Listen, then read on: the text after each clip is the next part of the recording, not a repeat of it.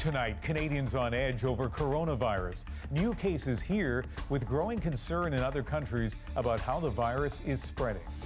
I don't want to die. Separating the facts from the fear and the frantic buying. I just see you have Clorox. Why are you buying so much Clorox?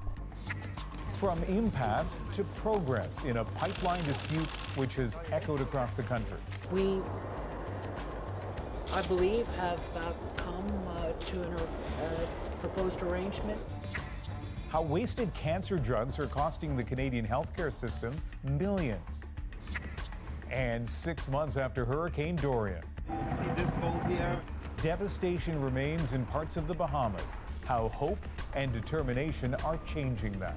It might not be as fancy as the shop, but I guarantee it'll be stronger because we're going to put our heart and soul into it. This is The National. The number of coronavirus cases in Canada has now jumped to 24 after 4 new infections were announced today, all of those in the Greater Toronto area. But while people are understandably concerned, the impact of the virus on Canada remains small, especially compared to some other countries. South Korea has the most reported cases outside of China, some 3,700. After enlisting the military, it's even proposing a joint effort with North Korea to try to prevent the spread. Much of northern Italy is eerily quiet, from Milan to the famous Venice canals, after a big spike in reported cases today, up to 1,700 from 1,100 yesterday. In neighboring France, mixed reaction to the 130 or so cases reported there. While officials closed the Louvre as a precaution, hundreds of runners defied a ban on the Paris Half Marathon. Their message: resist fear and keep things in perspective. That's a bigger challenge for people in Iran, though, where reports are less reliable. Officially, about 1,000 people are infected, but observers believe that number could be much higher. Now to those newly announced cases in Ontario. Health officials say the risk to the community is quite low. But as Magda Gebrselassie reports, they are very carefully tracing travel histories to try to keep everyone safe. Our strategy here is containment. York Region only confirmed its first case earlier this weekend. A woman returning from Iran with her husband and child. She was tested in hospital and has since gone into self-isolation. Now her husband is sick too. Whilst he accompanied his wife and toddler, he didn't develop any symptoms at all until after arrival in Canada and whilst he was in isolation. Their son has yet to be tested. Meanwhile, officials are working to determine if anyone else may have been exposed. Wednesday afternoon, the family boarded a number 40 GO bus to the Richmond Hill Centre terminal from Toronto's Pearson International Airport. The bus has since been taken off the road and disinfected. And now today our focus is on reaching out to the actual passengers on the particular bus. Attempts to contact those who may have shared flights with the family are also underway. We would not be as worried about any casual contacts that may have occurred, right? But this is part and parcel of us still digging in and trying to assess the situation. Health officials here in York Region don't want people thinking that this virus is circulating within the community. They stress the fact that all these new cases are travel related. Among the other cases, a woman in her 70s who traveled to Egypt last month, and 2 men who had separately traveled to Iran.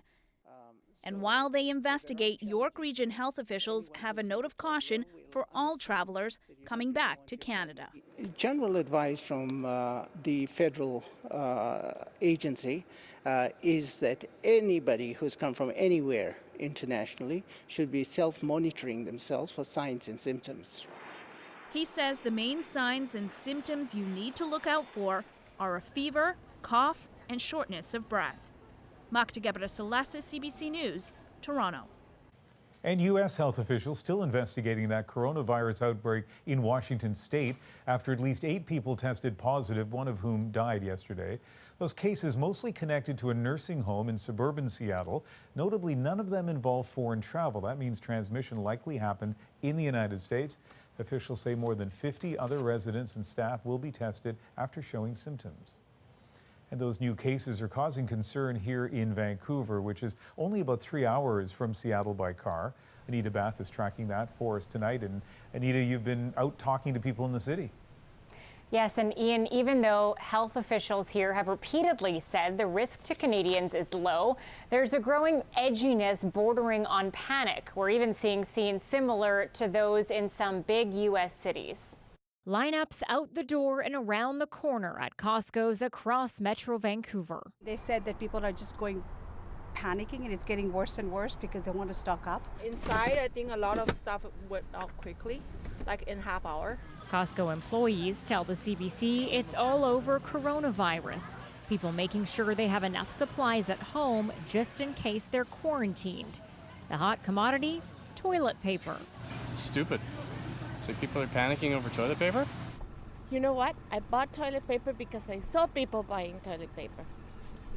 I know, it's crazy. But given the extent of travel between BC and Washington state, there is fear a larger outbreak of the virus is inching closer. CBC has reached out to Canada Border Services to see if any extra screening is taking place at land borders, but we have yet to hear back. I'm concerned because it's in Washington, Oregon, and California. Experts say, though, the West Coast fright isn't necessarily warranted. Yeah, I would say it's unnecessary. I think people can come from other countries in the world just as easily as they can come from Washington. For the general public, there's no need to worry too much because the virus itself is very similar to influenza and other viruses that we see at this time of year.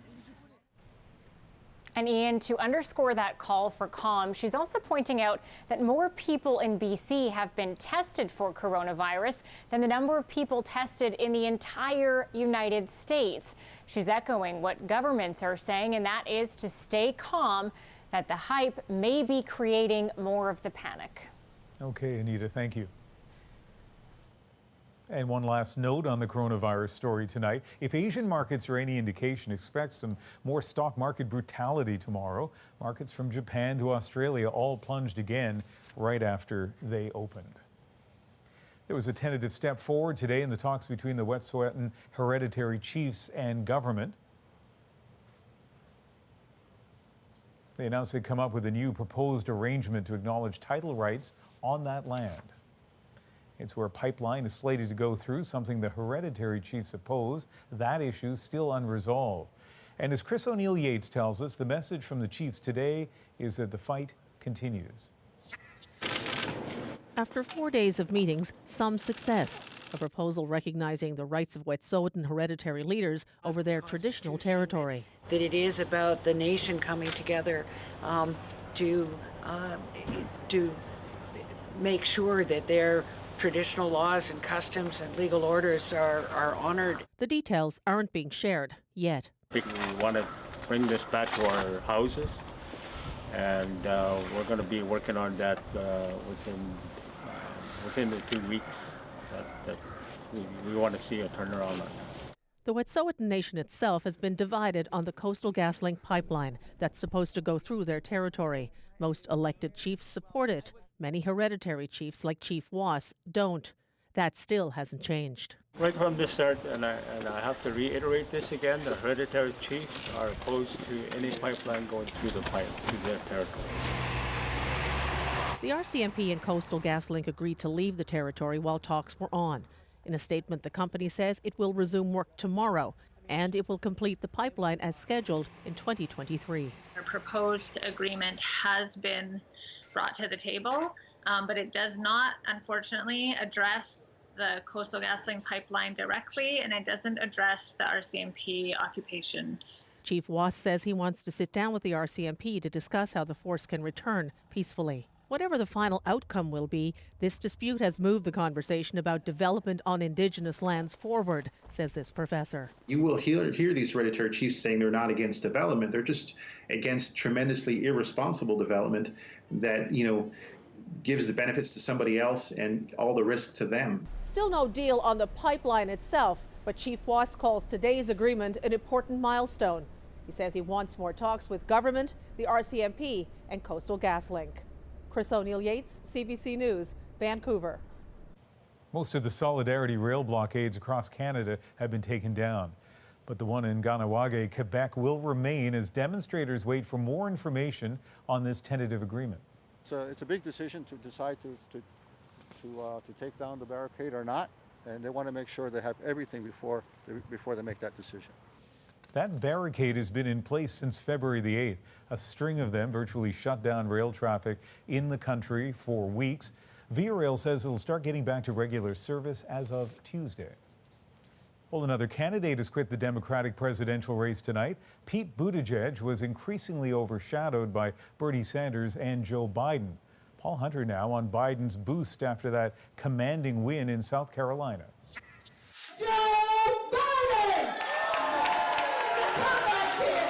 The comeback kid, they called him, at a church service this morning in Alabama, and in no small way, they're not far off.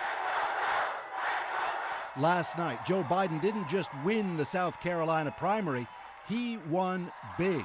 As Biden himself put it, "We are very much alive." But even as Biden celebrated his first win of the primary season, fact is, eyes are already on a bigger challenge 2 days from now, so-called Super Tuesday, when voters in fully 14 states mark their ballots for who to challenge Donald Trump for the White House this fall. Nobody wins them all. Vermont Senator Bernie Sanders, branded by many Democrats as too radical for most Americans, came a distant second last night, but he's still favored to win most of the delegates up for grabs later this week. As he put it today, I think we have an excellent chance to do well on Tuesday and to win the Democratic nomination. Still, key to Biden's win last night, strong support from black Americans, critical for any Democrat eyeing the White House. It's a constituency yet to embrace Sanders, or, for that matter, New York billionaire Mike Bloomberg, a latecomer to this contest who spoke this morning at that same church in Alabama that had welcomed Biden. But for Bloomberg, a dramatic rebuke. Criticized for policies while mayor of New York, widely deemed racially discriminatory, today, as he spoke, parishioners stood and turned their backs on him, remaining that way throughout in silent protest. God bless and thank you. All of it raising the stakes for Tuesday and the potential, if Bloomberg falters, for the contest to quickly turn into, effectively, Sanders versus Biden and a race to the finish line. And Paul, we mentioned off the top, Pete Buttigieg has now left the race, and a lot of people wondering how's that going to change things? Yeah, well, it's sure going to help Joe Biden. Setting aside Bloomberg, you really are looking at a two-person race at this point, Sanders and Biden. It's a safe bet. Most Buttigieg people will now move over to Biden, given that they're both, so-called moderate candidates, and because Biden did so well last night. Buttigieg himself has said Sanders is not the way forward. All of this helps Biden in a number of states on Tuesday. It'll probably win him some extra delegates. It'll probably get him closer than he would have been to Sanders come Wednesday morning. Let's not forget, Sanders is still the front runner. The goal for Biden this week is simply to stay within reach of him. And the end of Buttigieg means there's now one less significant candidate splitting the vote for moderates. If you're a Biden person, this is a welcome development. Ian. All right, Paul, thank you. Israelis head to the polls tomorrow, the third time in less than a year, and it's widely seen as another referendum on Benjamin Netanyahu.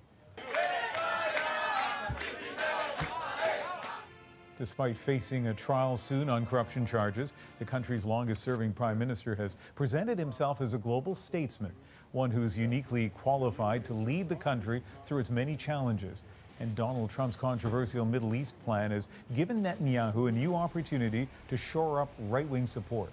Margaret Evans is in the Jordan Valley and explains why. The Jordan Valley, a fertile plain so awash with date farms that the swaying fronds of the trees they sprout from look like a sea of green.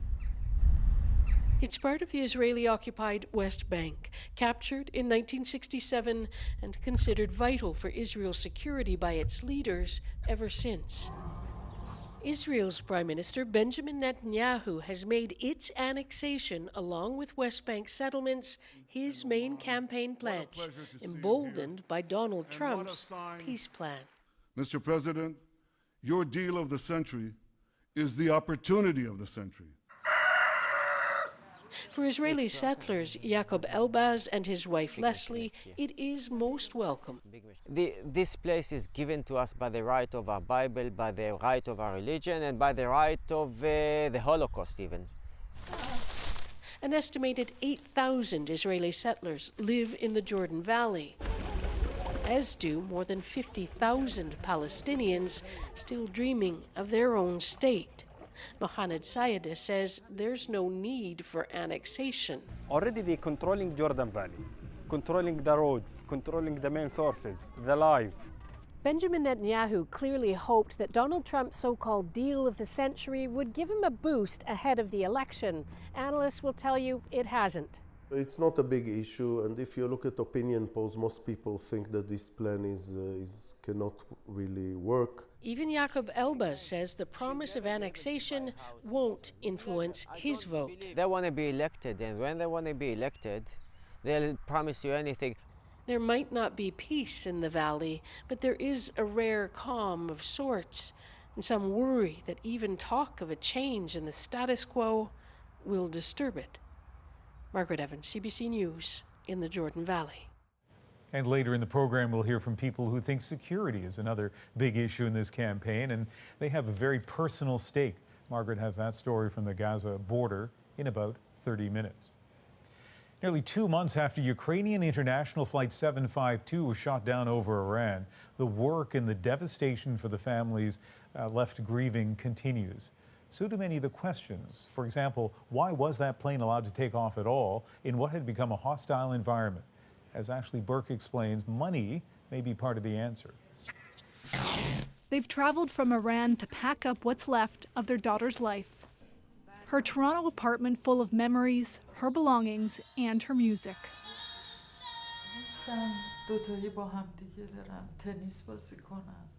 Now it's hard to believe that she doesn't exist anymore. I miss her so much. Negar Bourguet was a master's student at McGill University. She and her husband died when Iran shot down Flight 752. Her family's still haunted by why planes were allowed to fly in Iran just hours after it fired missiles at U.S. bases in Iraq. We're asking ourselves time and time, and we are waiting for the answer. An Iranian aviation expert says closing down the airspace would have cost Iran. It's because of the money. Money is important. Money is important for the government. With the rise of ISIS in neighboring countries, Iranian airspace had provided a critical safe passage for airlines to travel between Europe and Asia. To use it, Iran charges a higher fee than some other countries, often more than $1,000 Canadian per flight. With more than 800 flights a day, that's potentially hundreds of thousands of dollars in daily income, about $140 million between March 2018 and 2019. After the shootdown of a Malaysian Airlines flight in 2014, Ukrainian-Canadian Michael Boserkiu was part of a special group that monitored the investigation. He said countries are often reluctant to close down airspace for economic reasons. This is a regime that has been heavily hit by sanctions. They're very dependent on foreign currency, foreign income, which overflight fees give them. So it very well, was probably factored into that decision. This is disgusting. The Bourguets hope it isn't true. Human life is beyond all that. Airlines also need to conduct risk assessments and reroute planes if it's not safe to fly.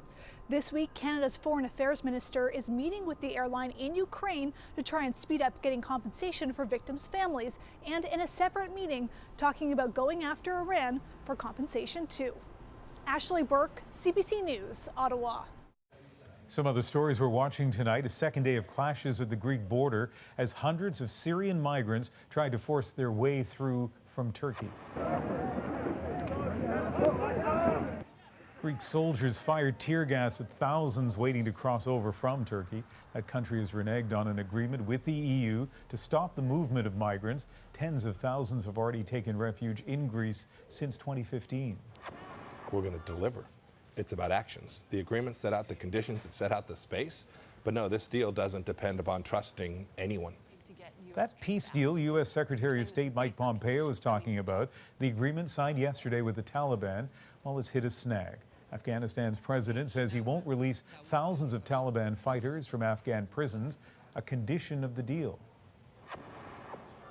And 13 Canadians working for an Alberta-based medical aid agency are being held in Ethiopia. They're accused of practicing medicine without permission and giving out expired medication. The agency, Canadian Humanitarian, denies that, insisting that detainees had permission and were providing quality health care. Well, as governments across Canada wrestle with youth vaping, one province has now made it harder for kids to get their hands on the products. The minimum age to buy tobacco or vaping products in PEI has jumped from 19 to 21, effective today. And as Kayla Hounsel explains, further restrictions could follow. This hockey team was the inspiration for PEI's new smoking and vaping legislation. The assistant coach, also an MLA, was alarmed when he realized even young athletes are vaping. They don't wait till they get outside. You know, they're doing it in the rinks, they're doing it in classrooms. You've seen that? Oh, yeah, yeah. The latest statistics suggest approximately 34% of Canadian teens have tried vaping. People view it as a cleaner way to smoke. And I think at the start, they're really just doing it to be cool because I guess that's what everybody does. And then before they know it, they end up addicted to nicotine. That's why Corey Deagle introduced a private member's bill to increase the legal smoking and vaping age to 21. It was unanimously supported by all political parties, but not everyone is convinced it will actually reduce teen vaping. People are still going to get it, so it really isn't going to do anything. It's going to be a lot harder for me to go find, if I'm 17, to go find someone who's 21 to go purchase something for me illegally. Take the legal purchaser out of their social setting, and hopefully over time we can change culture. The new legislation also restricts where vaping products can be sold. From now on, they have to be sold in a place like this, a tobacconist shop, an age-restricted location where at least 50% of the product is related to tobacco or electronic smoking devices. It gets the products out of convenience stores. We feel that you shouldn't be able to go buy a slushie and an addictive e-cigarette product in the same purchase. The Canadian Cancer Society applauds the legislation, which also paves the way for PEI to restrict vaping flavors such as candy and fruit. And the more that we can delay experimentation with these products, this is what's demonstrated with tobacco and presumably translates to e-cigarettes, the more likely you will be to never form a lifelong addiction. Now, Deagle's goal is for the rest of the country to take a cue from his playbook and follow suit. Kayla Hounsel, CBC News, Cornwall, Prince Edward Island. Millions of dollars worth of cancer drugs are being thrown out. What people don't realize is that wastage is actually a real cost. Next on The National, our Go Public team investigates what's behind the waste and what can be done to prevent it. Plus, rebuilding after disaster. It's hard to keep going, but if I stop, then I think it was even harder. 6 months after Hurricane Dorian hit the Bahamas, we're on the ground to see how Canadians are helping. And a Saturday Night Live first. This is the best gig in the world. Happy leap year. Good night. The T-shirt and the apology Canadians picked up on. We'll be right back.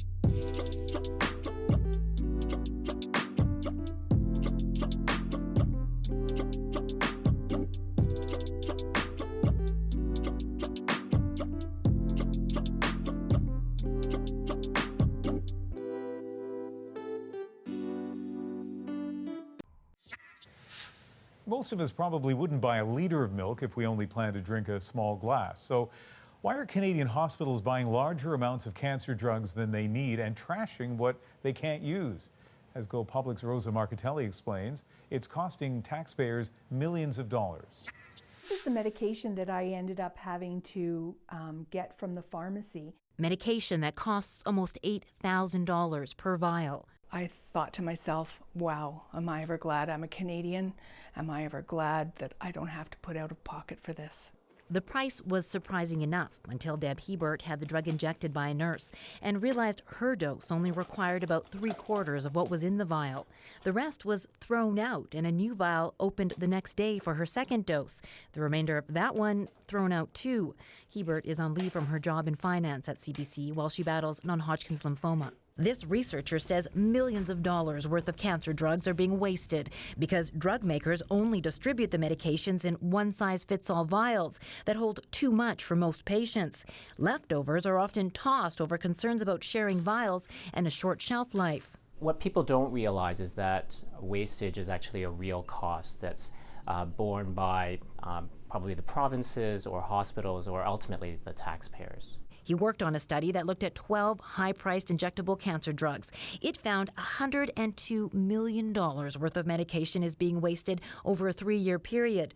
One solution, says this drug policy researcher, is to force drug makers to produce different vial sizes to reduce waste. The UK did that 4 years ago and is now saving millions a year in drug costs. It's appalling that, again, we have so many demands on our healthcare dollars for drugs and doctors and hospitals and so on, to see this kind of waste. He says the group that negotiates prescription drug prices in Canada has to make different vial sizes part of the deal when choosing which drugs to buy. But the Pan-Canadian Pharmaceutical Alliance won't say if it does that, only that negotiations are confidential at the request of the manufacturer. Sanofi, which makes Hebert's medication, says it sells the drugs in one vial size because it's a typical dose for the majority of the patient population when you take spillage into account.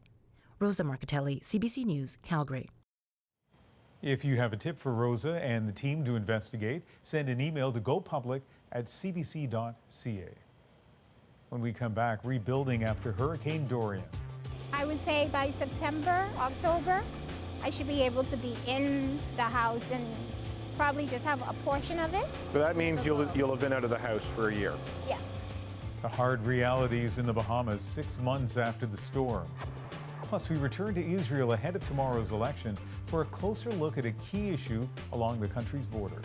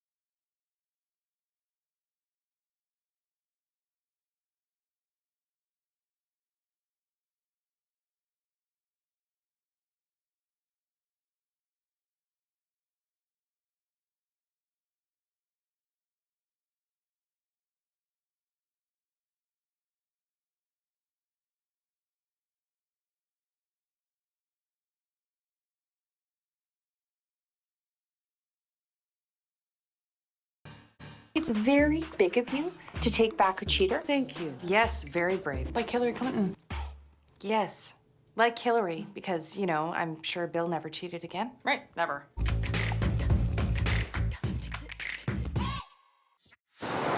now we experiencing, basically we're right in the midst of the hurricane. The front yard view of the house that I'm in. Everyone pray for us, please. Please pray for us. It was 6 months ago that Hurricane Dorian slammed into the Bahamas, pushing the ocean right into people's homes, tearing apart buildings, leaving vibrant communities looking like this, disaster zones. Officially, 76 people died, but many believe the true loss of life is much, much higher. Trying to clean up that kind of devastation takes a lot of help, and some of it is coming from Canadians. David Common recently went back to some of the hardest hit areas and found, in the midst of a very difficult recovery, resilience. See this boat here and this one on top of the line over there? 6 months after Hurricane Dorian ripped through this area, being out on the water is like navigating a minefield. You got a lot of debris, see all the cars and stuff like that. Philip Thomas makes his living on these waters just off Grand Bahama Island, but he lost so much more than just his livelihood to Dorian. My family is taking it real hard. As the storm surge hit, Phil's son and 3 grandchildren were swept away. His daughter-in-law could only watch them disappear. The boat capsized and PJ and the kids went one way and she got washed one side, like that. That must be hard to keep going.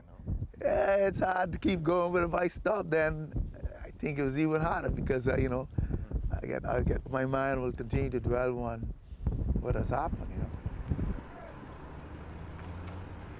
Despite losing so much, Phil and his community are trying to move forward.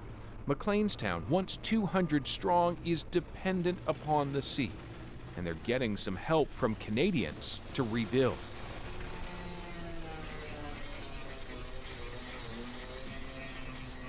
Boats now litter what was once a front yard, hauled from where the storm tossed them, brought here to have holes mended, sometimes new floors installed too.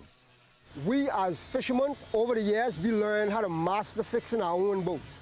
All overseen by Joseph Thomas, born and raised in McLeanstown, intent on seeing it thrive once again. This community is 80% fishermen. So you see why this project is so needful and helpful in this community, because we get 80% of the men in this community, that's where they make a living to feed their family off these boats. As much as Joseph and a handful of other Bahamians are the ones doing the work, it would not have been possible without Canadian money. The charity Global Medic paying these workers to fix their community's boats. It might not be as fancy as the shop, but I guarantee it'll be stronger, because we're going to put our heart and soul into it, because this was a master plan here with the locals fixing their own boat.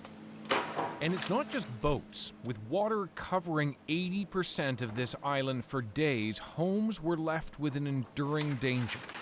A mold is a lingering threat. You might not see it right away, but it gets into your respiratory system and it causes lots of infections and just a cascading health problems. So it's like the effects of the storm live on. Exactly, yeah. It's almost a second or third disaster. Jowett Wong leads the Global Medic team here, which trained and now employs 45 Bahamians. A trickle-down effect to both clean up the destruction and put money and skill back into the Bahamas.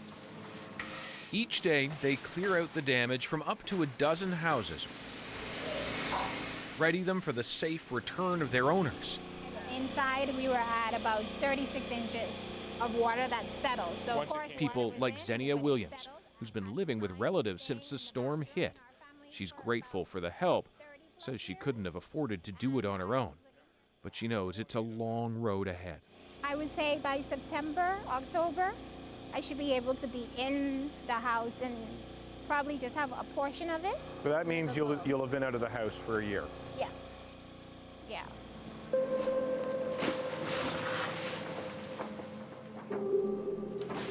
While some may be slowly getting back on their feet, it's a different story a short boat ride away on the island of Great Abaco.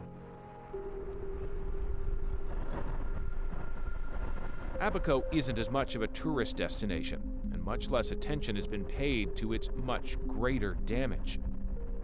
Hey, Brother OJ. Okay, how was church today? Blessings? Yes.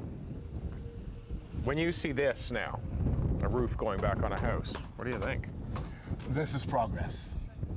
Bishop Silbert Mills is a fixture here. After the storm, many people were forced to leave for other islands, even as far as the U.S. In short, people went anywhere but here. Of all of the people who had to flee their homes, are most of them back? Are half of them back? Not even a quarter. They have no place to come to. Their homes have been either destroyed or compromised sufficiently that they can't return. I think it's $7,000 if you had Walk the streets here and you quickly understand why. Businesses were wiped out, taking jobs with them. And for some, rebuilding is simply not possible. Home insurance here too expensive. It can be $1,000 a month or more. People are hurting and they expect. So when the storm hit, most people had no coverage. I'm 60 years old. I can't go to a bank for financing anymore. This is beyond just the loss of a home. Many people have no way to recover. There's no way to recover. Among the worst off are those who started with almost nothing. In this makeshift camp, Haitians who fled one disaster in their home country have now been displaced to these tents by a new disaster. Bishop Silbert believes the true loss of life will never be known. We believe that there were at least 1,000 people that we can't account for. The numbers aren't there because the government is only going by what they were able to find as far as recover. But we believe that the numbers surpass that in a huge way.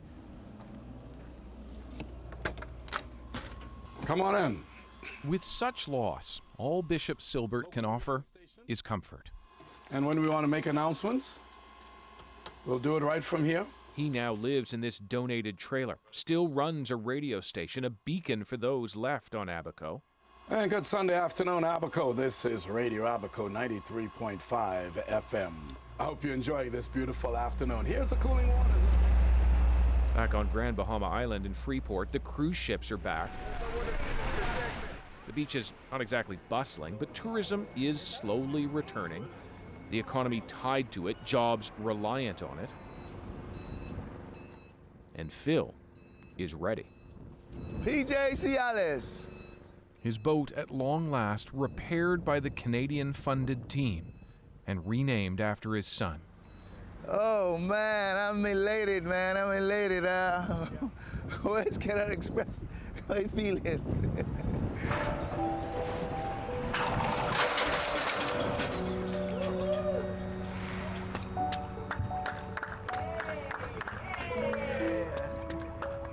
A few days later, Phil takes some of the Global Medic crew out for a test ride, and he has his first client already lined up for a sport fishing trip. It cannot erase what has happened, but for Phil and for the Bahamas, there can still be hope. So, David, this is a part of the world that gets battered by hurricanes, and people have to brace themselves. Yeah, absolutely. Hurricane season now just about 5 months away, Ian, and fairly good chance the Bahamas will once again perhaps be in the eye of a storm. This is a country where many people don't have a roof over their home or don't have a home at all. Where there are buildings, there is now an urgency to getting them fixed up. And there's actually a Canadian woman named Mary Knowles who we ran into. She's originally from PEI, lives in the Bahamas now, and she's actually doing quite a bit of work trying to do mold remediation in people's homes, trying to get them back in before the fall. A lot of people didn't have insurance because we've had a poor economy for a few years because since 2004, we've just had hurricane after hurricane after hurricane. And so they're not able to afford the mold remediation. You know, I think when you talk about a 40, and so many people think of the Bahamas and think, well, it's where billionaires hang out, but it doesn't mean the country itself or many Bahamians are wealthy. There is a limited capacity all around to do the level of cleanup that needs to be done in that country. And tell us a little bit about your next story. Right, so Ian, we wanted to look particularly at students. So many students are not in school or not in the school that they had been prior to the hurricane. Many schools have been obliterated. There's one school on Great Abaco Island that we visited, in part because they're trying to fix it up, trying to get students back in by the fall, but also we went there because a Canadian woman who died in Dorian had been a teacher at this school. We wanted to check in, see how things are going, in part because some of those students are actually taking classes now just in teachers' homes. Take a look. There you go. Write your alphabets for me. Just practice writing your letters. There's your A, your B, your C, your D. Well, we're not in school now because, as you know, that storm Dorian came through and it just created havoc on our facility. What is today's day? It's not just the school these children have lost. One of their teachers, a Canadian, also died in the storm. Alicia Lolly was from LaSalle, Ontario, just outside Windsor. Oh, she was just a joy to be around. She really knew what she wanted to do, and we're gonna definitely continue doing that in her honor. I look forward to seeing that this week on The National. Thanks, David. Thank you, Ian. When we come back, what tomorrow's Israeli election means for those living on both sides of the Gaza border. Netanyahu understands that if you want to make a relationship with someone, you must build your security. How security is playing into their vote. That's next.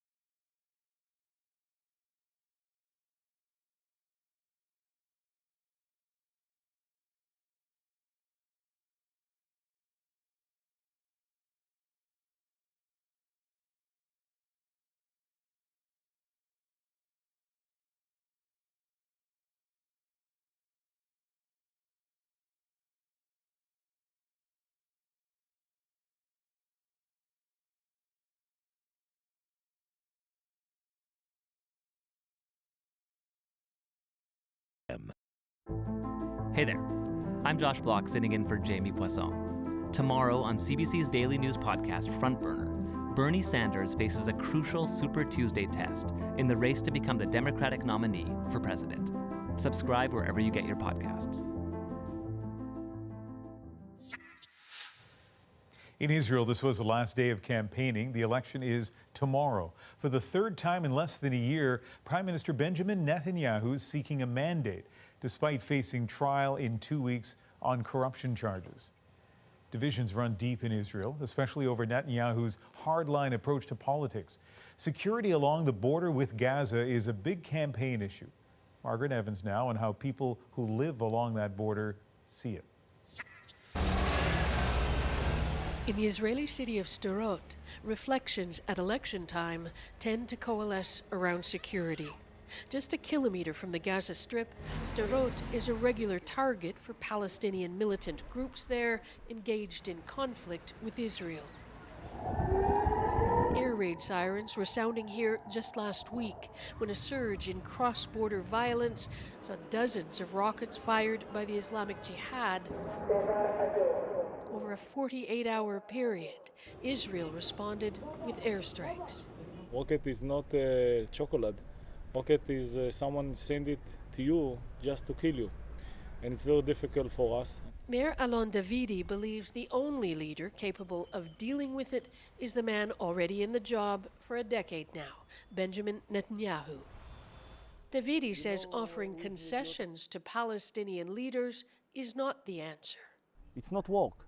Netanyahu understands that if you want to make a relationship with someone, you must build your security. In the countryside, on a kibbutz just outside Sderot, though, there lives a very different point of view. Everything is in the other side of the fence is Gaza. Betty Gavri has lived at Nir Am for nearly 60 years now. We can see them and they can see us. And for a long time, we can also visit each other. And we did. And we did. She's also desperate for the rockets to stop, but says Netanyahu is not the man to do it. We arrived to a time that he finished his career as a leader, so-called. Gavri will back former military chief Benny Gantz and his centrist Blue and White Party, saying people on both sides of the Gaza border need hope. People without hope, they make a lot of problems to themselves and to others. Gaza is home to some 2 million Palestinians living under an Israeli and Egyptian blockade for 12 years now. Lives measured out in varying degrees of despair. The UN agency responsible here says it feeds half of Gaza. This is fertile ground and increasingly fertile ground for extremist groups to take a hold and to influence people. If you have nothing left to lose, you will go to the fence knowing you might be killed and shot at. Israel imposed the blockade after the militant Islamist group Hamas took over the Strip in 2007. Critics call it collective punishment. Fishermen like Hussam Bakr, a father of 12, are only allowed to venture a few kilometers offshore. The small fishing fleet barely able to stay afloat anyway, they say, because they can't get repair supplies through the blockade. We couldn't care less whether it's Netanyahu or somebody else elected, says Bakr. He doesn't believe it will change his situation in the least. There are certainly few signs on the other side of all the concrete and barbed wire that Israelis will shift away from traditional voting patterns.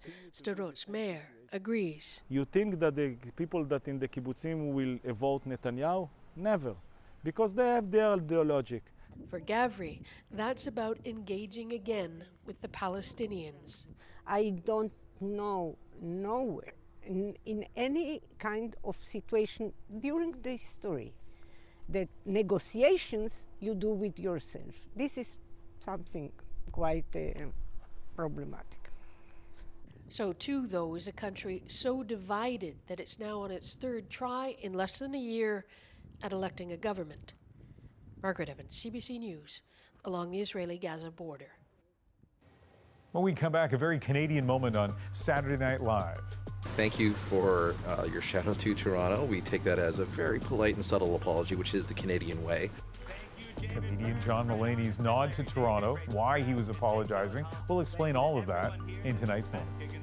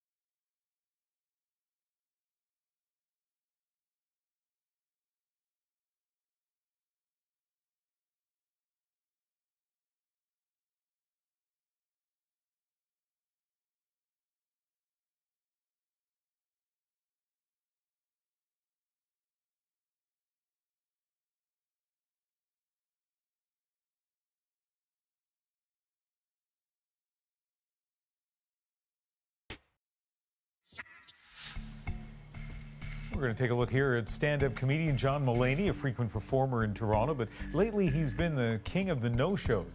In fact, he's still trying to do a gig that was originally scheduled for last September. It's already been postponed twice when he announced yesterday's show would also be canceled. So what reason could possibly be good enough? How about being asked to host Saturday Night Live? Our moment tonight is his moment of apology to his fans in Toronto and their kind of Canadian reactions. Thank you, David Byrne, Fred Armisen, Larry David, Rachel Dratch, and Jake Gyllenhaal. Thank you to everyone here. This is the best gig in the world. Happy leap year. Good night, everybody. And if John Mulaney thinks that just wearing a shirt that acknowledges that Canada exists is enough to get us to forgive him for all these cancellations, he's right. Mr. Mullane, we just want to thank you for your shout out to Toronto. We take that as a very polite and subtle apology, which is the Canadian way. Your wish is my command, Kimosabi. Oh, Phantom of LaGuardia, why don't you tell this fine young man how he'll feel after he eats our sushi? And please come back to this barren wasteland. Please gift us with your comedy, and please cast me in the second season of the Sack Lunch Bunch. And we absolutely look forward to seeing you in April. If a further delay just means a full-length version of LaGuardia's Sushi as a musical, we could understand that as well. All the best, safe travels, and see you in a couple months. So as I understand it, before this cancellation or postponement because of SNL, before that it was a snowstorm. We can't blame him. He couldn't fly in because of the snowstorm. Before that, no explanation for the first cancellation, but you know, the Canadian thing is, a city as big and sophisticated as Toronto, all you have to do is wear a T-shirt with the name on it on US TV, and as you can see, all is forgiven. That is The National for March 1st. Good night.